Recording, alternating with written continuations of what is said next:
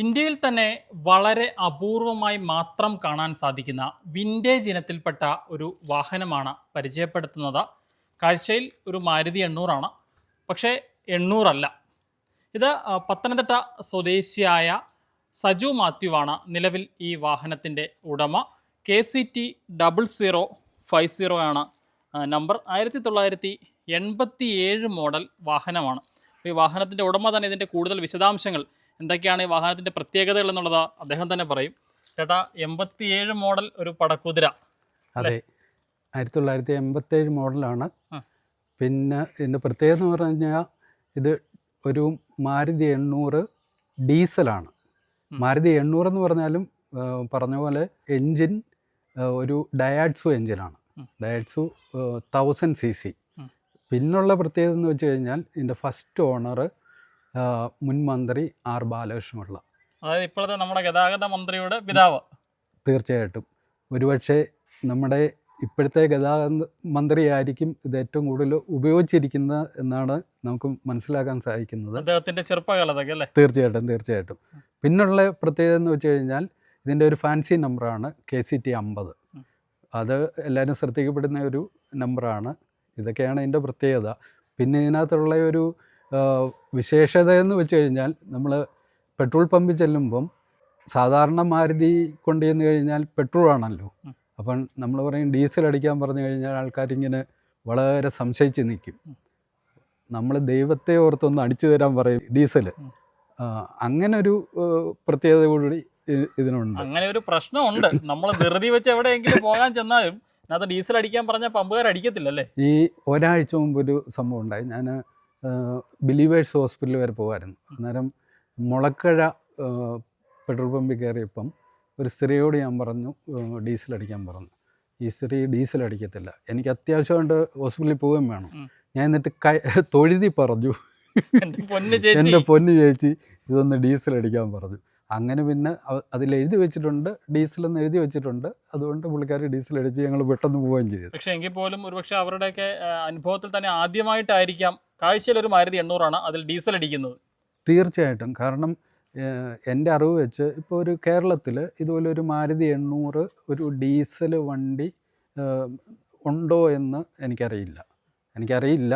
നമ്മളൊരു വാർത്ത വരുമ്പോൾ ചിലപ്പോൾ ആൾക്കാർ ചിലപ്പം കമൻറ്റ് ചെയ്യുമായിരിക്കും, ഓക്കെ എൻ്റെ കയ്യിലുണ്ട് എന്ന് പറഞ്ഞു. താങ്കൾ ഈ വാഹനം വാങ്ങിയിട്ട് എത്ര വർഷമായി? ഞാൻ വാങ്ങിച്ചിട്ട് ഒരു 15 വർഷമായി. ഇത് ഈ വാഹനം 1987 മോഡലാണ്. പക്ഷേ ഇതിൻ്റെ ബോഡി മൊത്തത്തിൽ കാണുമ്പോൾ അത്രയും പഴക്കം ഫീൽ ചെയ്യുന്നില്ല. കുറച്ചുകൂടി പുതിയ മോഡൽ ഒരു വാഹനത്തിൻ്റെ ബോഡിയാണ് നമുക്കത് കാഴ്ചയിൽ തോന്നുന്നത്. അതെന്താണ്? ഇതിൻ്റെ ബോഡി താങ്കൾ മാറിയതാണോ? ബോഡി ആക്ച്വലി ടൈപ്പ് 1 ഇത് മാരുതി 800 ആയിരുന്നു. അത് കഴിഞ്ഞിട്ട് എൻ്റെ ബ്രദർ, പുള്ളി ഒരു ഓട്ടോമൊബൈൽ മെക്കാനിക്കാണ്. അദ്ദേഹം ബോംബെയിൽ നിന്ന് ഒരു പുതിയ മോഡൽ ബോഡി കൊണ്ടുവന്നിട്ട് ചേഞ്ച് ചെയ്തതാണ്. എന്നിട്ട് നമ്മൾ ഇവിടെ രജിസ്റ്റർ ചെയ്യുകയും ചെയ്തു. ഇതിപ്പം 2029 വരെ നമ്മൾ റീ രജിസ്റ്റർ ചെയ്തിട്ടുണ്ട്. ഇതിൻ്റെ മൈലേജും കാര്യങ്ങളൊക്കെ എങ്ങനെയാണ്? മൈലേജൊക്കെ എത്രയുണ്ട്? മൈലേജ് നമ്മൾ 1 ലിറ്റർ ഡീസൽ അടിച്ചു കഴിഞ്ഞാൽ ഒരു 30 കിലോമീറ്റർ വരെ ഓടും. ഞാൻ സാധാരണ ഒരു 500 രൂപയ്ക്കാണ് അടിക്കുന്നത്. അപ്പം നമ്മൾ മെയിനായിട്ട് ഇവിടെ ലോക്കൽ ഓട്ടം മാത്രമാണ്. ആ ലോക്കൽ ഓട്ടം നമ്മൾ നന്നായിട്ട് നമ്മളങ്ങ് ഉപയോഗിക്കുക. 5.something ലിറ്ററാണ് നമുക്ക് കിട്ടുന്നത് 500 രൂപയ്ക്ക് ഡീസൽ അടിച്ചു കഴിഞ്ഞാൽ. അത് നമ്മൾ മനസ്സിലുള്ള ഒരാഴ്ച 2 ആഴ്ചയൊക്കെ ഈ ലോക്കൽ ഓട്ടം ഓടും. ഈ രാവിലെ എല്ലാ ദിവസവും സ്റ്റാർട്ട് ചെയ്യുന്നതിന് മുമ്പ് പഴയ മറ്റ് ഡീസൽ വാഹനങ്ങൾ പോലെ വെള്ളവും ഓയിലും ഒക്കെ നോക്കണം അല്ലേ? തീർച്ചയായിട്ടും. രാവിലെ സ്റ്റാർട്ട് ചെയ്യുമ്പം മെയിനായിട്ട് നോക്കുന്ന ഓയിൽ നോക്കും. ഓയിൽ കൂടാതെ എന്നും വെള്ളം നോക്കി ഒഴിച്ചിട്ട് വണ്ടി എടുക്കാറുള്ളൂ. ഇത് ഈ വാഹനത്തിൻ്റെ ആദ്യ ഉടമ ആർ ബാലകൃഷ്ണപിള്ളയായിരുന്നു. അതിനുശേഷം താങ്കൾ അദ്ദേഹത്തിൻ്റെ കയ്യിൽ നിന്നാണ് ഈ വാഹനം വാങ്ങുന്നത്, അതോ വീണ്ടും കൈമറിഞ്ഞാണ് താങ്കളുടെ കയ്യിലേക്ക് എത്തിയത്? ആദ്യത്തെ ഓണർ എന്ന് പറയുന്ന ബഹുമാനപ്പെട്ട മുൻ മന്ത്രി ആർ ബാലകൃഷ്ണപിള്ളയായിരുന്നു. അതിനുശേഷം ഒരു 4 കൈമറിഞ്ഞാണ് ഓണർഷിപ്പ് കൈമറിഞ്ഞാണ് എൻ്റെ കൈ വരുന്നത്. അപ്പോൾ എന്താണെങ്കിലും ഇപ്പോഴും ഇത് ആളുകൾക്ക് കാണുമ്പോൾ ഒരു കൗതുകമാണ്. പലരും മോഹവില പറയാറുണ്ട്. പക്ഷേ കൊടുക്കാൻ ഉദ്ദേശമുണ്ടോ? കൊടുക്കാൻ ഉദ്ദേശമില്ല. കാരണം ഇതൊരു വെറൈറ്റി അല്ലേ, പ്രത്യേകിച്ച് കുറേ പ്രത്യേകതകൾ ഉള്ളത് കൊണ്ട് മാത്രം. പിന്നെ നമുക്ക് അത്യാവശ്യം കൊണ്ടു നടക്കാനും ലോക്കലായിട്ട് കൊണ്ടു നടക്കാനും എനിക്കിതിൻ്റെ ആവശ്യം മാത്രമേ ഉള്ളൂ. ഞാൻ ഈ ലോക്കൽ മാത്രമേ അങ്ങനെ പോകുന്നുള്ളൂ. പലരും ചോദിക്കുന്നുണ്ട് നമുക്ക് കൊടുക്കാൻ താല്പര്യമില്ല. ഓക്കെ, എന്താണെങ്കിലും എനിക്കിത് ഡീസൽ വണ്ടി ആയതുകൊണ്ട് തന്നെ ഇതിൻ്റെ സൗണ്ട് ഒന്ന് കേട്ടാൽ കൊള്ളാമെന്നുണ്ട്. കാര്യം നമ്മൾ സാധാരണ കാണുന്ന ആ ഒരു 800-ൻ്റെ സൗണ്ട് ആയിരിക്കില്ല ഇതിന്, അല്ല അതിൻ്റെ സൗണ്ട് ഒന്ന് കേൾക്കാം. തീർച്ചയായിട്ടും ഒന്ന് സ്റ്റാർട്ട് ചെയ്യാമോ? തീർച്ചയായിട്ടും. അപ്പോൾ എന്താണെങ്കിലും വളരെ വ്യത്യസ്തമായൊരു വാഹനമാണ്. ഇന്ത്യയിൽ തന്നെ ഇങ്ങനൊരു വാഹനം വളരെ അപൂർവമായി മാത്രമാണ് ഇത്തരം വാഹനങ്ങൾ കാണാൻ സാധിക്കുന്നത്. അപ്പോൾ ഇതിൻ്റെ സൗണ്ട് ഒന്ന് നോക്കാം.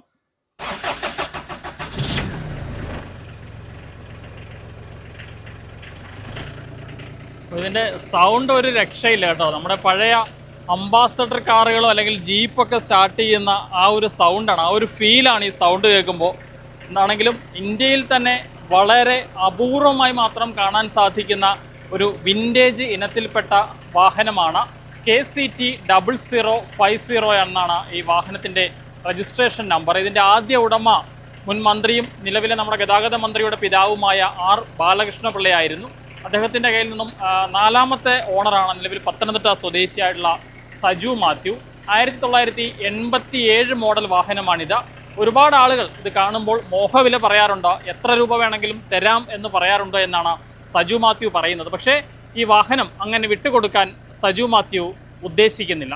പത്തനംതിട്ടയിൽ നിന്നും അരുൺ മലയിലിനൊപ്പം Rahul Irumpukuzhi, focus news TV.